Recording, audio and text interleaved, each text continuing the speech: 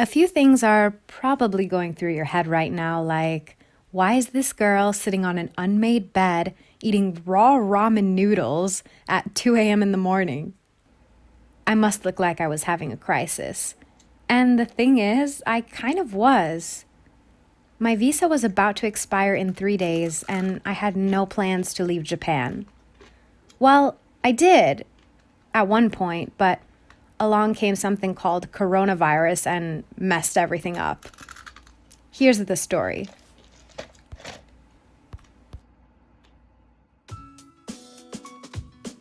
Everyone has been asking me lately, like, where the heck am I in this beautiful big world?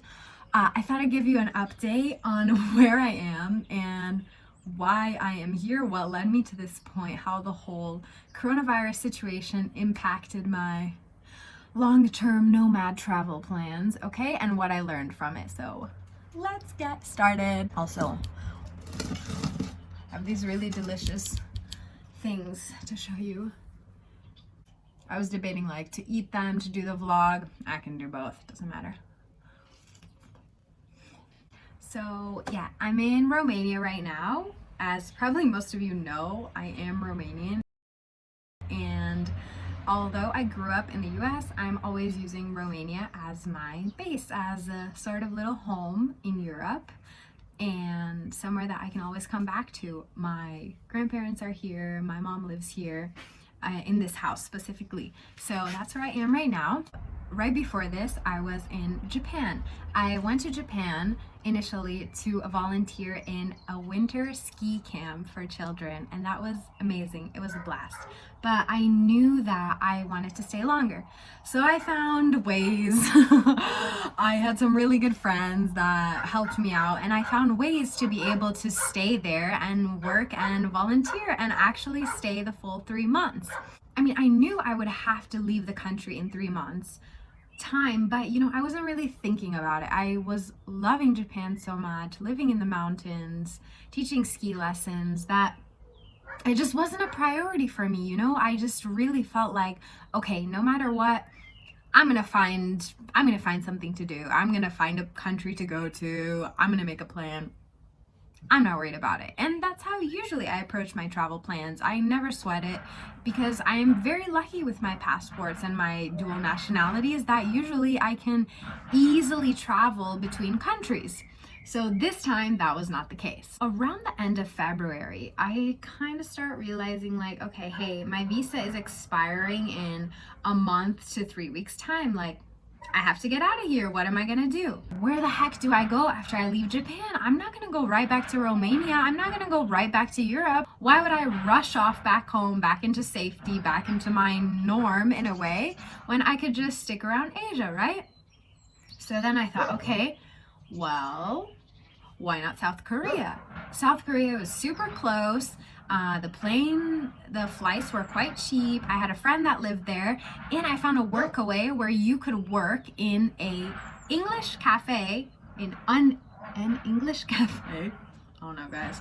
And teaching English in exchange for accommodation, and just kind of a cool way to meet locals and meet all sorts of people. So I thought, okay, that will be great. South Korea has some good mountains too, some nice resorts. I could see my friend, I could teach English. Okay, that's where I'm going. I'm going to South Korea. As the end of February progressed and, the coronavirus situation started kind of impacting places outside of China and spreading, of course, some of the first locations where there were a lot of cases were in Asia, including Japan and South Korea.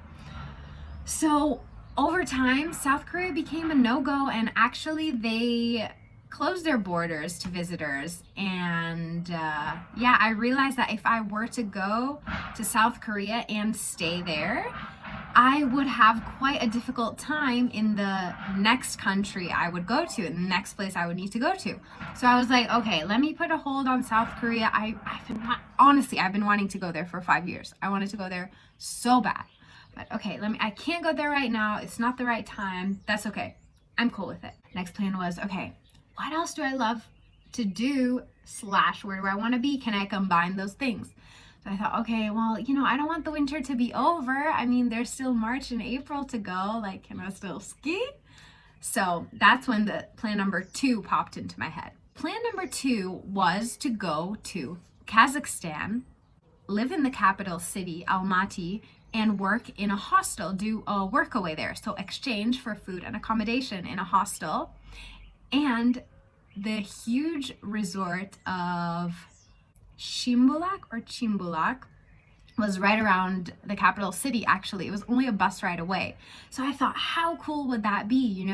I can like work in a hostel, I can have my food and accommodation, meet really cool people, experience living in Kazakhstan while also skiing on my days off. And that I looked up the lift ticket prices, they were quite cheap. So I thought, okay, that's a really sweet option. Option number 3, simultaneously, I was thinking of returning to Europe, but going to Slovakia, where I was last year doing a workaway in Jasna Resort. So the workaway there was absolutely amazing. We lived pretty close to the mountain. It was just 4 hours of work 5 times a week in exchange for food, accommodation, ski pass, ski rental, saunas, wellness centers, water park, the whole thing. I really started considering going back to Slovakia. The flights, so I would have flown from Tokyo to Budapest and taken a bus over the border, which was quite cheap. It was quite a good option for getting back to Europe. And I thought, oh my gosh, how nice would that be? Finish off the season with spring skiing just like I did last year. Beautiful, beautiful on that mountain. I thought, okay, now it's Kazakhstan or Slovakia. Then I discovered my plan number 4. I really want to get my certification to become a real legitimate ski instructor. And I've decided to take the Canadian path, which is the CSIA exam. And then I discovered that you can also take that exam in Andorra. Whoa! And they had 2 sessions coming up in the end of March and the end of April.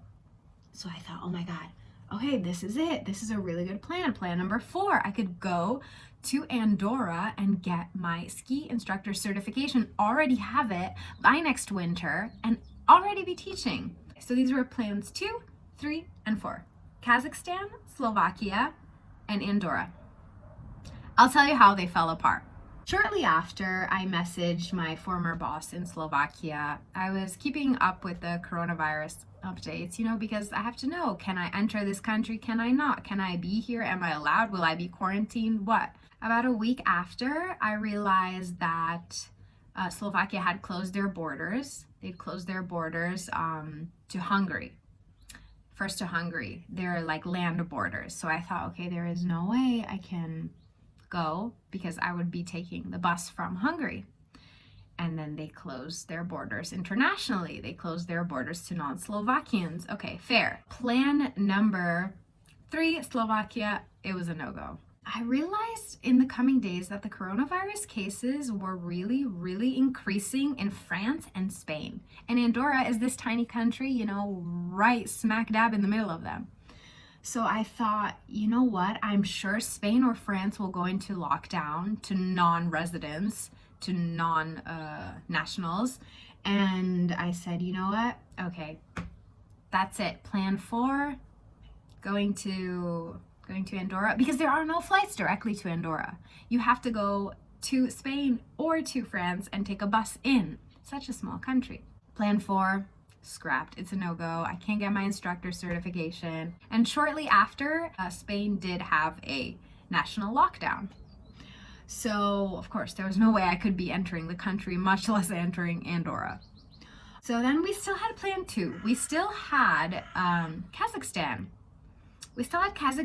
And then I was forming up plan 5 and plan 6. So simultaneously, as much as I do love skiing and I wanted to keep skiing, I couldn't get the idea of going down into Southeast Asia out of my head. So I'm like, that would be so nice. Get some sun, get a tan, like lay low for a bit.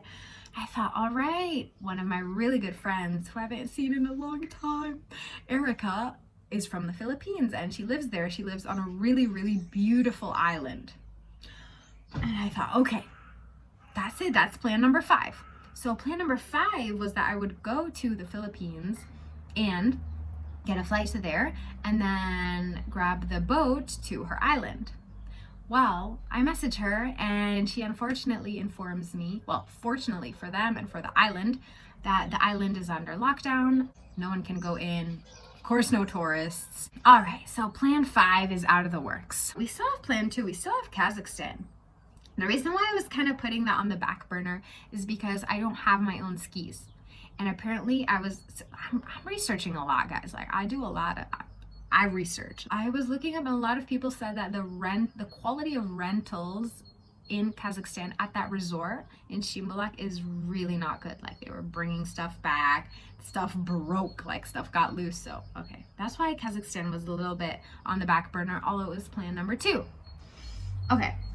So about a week later, a week after all of these other plans, the Slovakia plan, the Andorra plan, the Philippines plan, after they kind of went away, Kazakhstan announced that they were also closing their borders to foreigners. Although they only had 3 or 5 coronavirus cases at the time. They were like, nope, that's it, done. Plan number 2, Kazakhstan was out. It was done, bye-bye. All 5 of my plans are out at this point, so I need to start making more.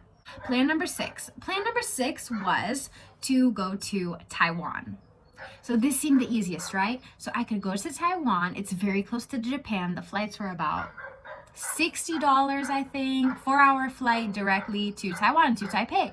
And I was looking up on Workaway and I thought, okay, I can do a Workaway in a hostel in exchange for accommodation, live in Taiwan, get that experience of the capital of bubble tea. Freaking love bubble tea. Love you so much. Okay, so I thought, okay, Taiwan sounds like a great idea, right? All right, this was plan number 6, Taiwan. It was always kind of my backup plan. It seemed like a pretty sure thing, so I wasn't too worried about it. I was like, okay, if everything else fails, I can go to Taiwan. So I started thinking about other stuff. I made many, many plans, okay? Plan 7 was to go to Georgia. Because like I said, I really wanted to see that area of Central Asia. I've never been there before, and Georgia is quite cheap. They have also pretty good internet, so I could still teach online, right? And I could just live and experience that Georgian culture. Okay, Georgia closed their borders. I looked it up, like, right as I made the plan, I looked it up. Okay, they're done. Like, the borders were closing. I was looking everything up. I was like, okay, Indonesia. Okay. Maybe Malaysia. No, they closed their borders. India closed their borders a long time ago. Where haven't I been? Myanmar. But then I thought, why would I go to Southeast Asia? I have like 2 ski pants and a helmet and a huge jacket and like 6 sweaters with me. I'm not prepared for Southeast Asia. And I was kind of just denying the fact that probably I'll have to go back to Romania. Let's go back to that plan number 6. So it is now March 17th. March 17th. My visa is going to expire on March 19th. That's when I need to leave Japan. I was so set on going to Taiwan. And then I looked up the news, the updates from the Taiwanese government, and they're saying that any foreigner who comes from what their CEDC rates as high-risk countries, Japan had just been bumped up to a high-risk level 3. So anyone who comes from these countries has to self-isolate for 14 days, and the Taiwanese government will be checking on you via your phone number, your smartphone, right? They will be sending you messages. And people were saying that was happening. I was like, okay, first of all, I don't got a phone number. I don't even have a phone number. How are they gonna check on me? I don't have a phone number. Number 2, I'm not gonna go to Taiwan, which I don't think is the cheapest country, spend money to stay in a hotel room alone for 14 days, It just didn't make sense. I was on the booking page, right, when I read this article. So done. Plan number 6, Taiwan, scrapped. So at this point, the only kind of logical choices for me to do without spending money self-quarantining in a random country's hotel room, all right, was to just go back to one of my home countries. Luckily, I could choose. So I was like, okay, I think the US is gonna get pretty crazy with this stuff. People there are a little bit cuckoo sometimes. Not like they're not in Romania, like they are. It's just a different way in the US. I think the US there's less sense of, I don't know, I'm not gonna get into that. All right, I'm gonna go back to Romania. All my teaching stuff is there. I could stay at home, stay with my family. I could teach, I could edit videos, I could blog, I can do all of these things that I've been kind of slacking off on and putting off, and okay, that's fine. Like, I'm at peace. I'm at peace with myself about going back home to Romania and cutting this trip short. So one day, 24 hours before my visa was about to expire, I went on Momondo.com and I booked myself a flight to Romania. Oh, I couldn't even change my meal preference. When I got on the plane, they were like, you're supposed to give your preference of being a vegetarian 24 hours in advance. I don't want to be like, lady, like, sorry, I just bought the flight like 21 hours ago and I'm on it right now, so what's up? I guess what I take from this is that I'm really lucky to have the freedom and the mobility to move from country to country quite easily between them, with no other problem other than the coronavirus, to be honest. Like, I realize that, and I realize how privileged I am in this sense. But also how good it is that I'm a procrastinator. So can you imagine if I had bought any of those other flights, right? And like gone in on any of those other plans, if I hadn't waited until the last minute, you know, I would have ended up with a canceled flight, or a country that I couldn't enter, or being quarantine mandatory in a random country, right? So in this sense, also, I found out that sometimes procrastination can save you in your travel plans. Waiting until the last minute, until the best option kind of shows itself or things develop, can be a really, really good thing, and keeping your plans kind of flexible for all these changes to happen. So yeah, those are all the updates. So I'm in Romania now, and yeah, I don't know when I'll be able to travel again. Hopefully soon, but if not, that's okay too.